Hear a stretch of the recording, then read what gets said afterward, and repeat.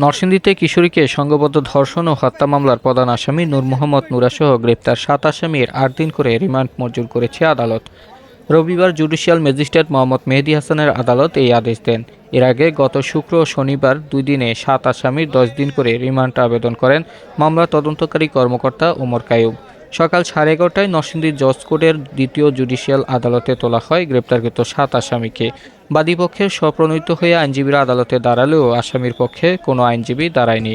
এর আগে ভারতে পালিয়ে যাওয়ার সময় গাজীপুরের মাওনা চৌরাস্তা থেকে শুক্রবার দিবাগত রাতে নুরা এবং একই সময়ে ময়মনসিংহের গৌরপুর থেকে হরজত আলীকে গ্রেপ্তার করে নরসিংদী জেলা গোয়েন্দা পুলিশ।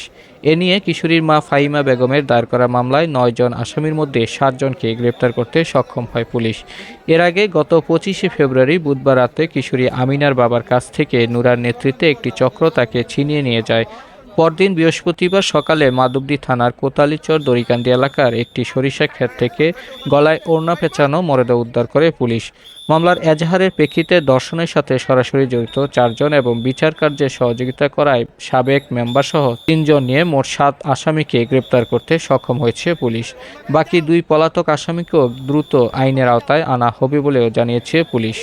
10 দিনের রিমান্ড আবেদন করেছিলাম, বিজ্ঞ আদালত সন্তুষ্ট হয়ে 8 দিনের রিমান্ড মঞ্জুর করেছে। আমরা 10 দিনের রিমান্ড চেয়েছি, বিজ্ঞ আদালত সন্তুষ্ট হয়ে 8 দিনের রিমান্ড মঞ্জুর করেছে।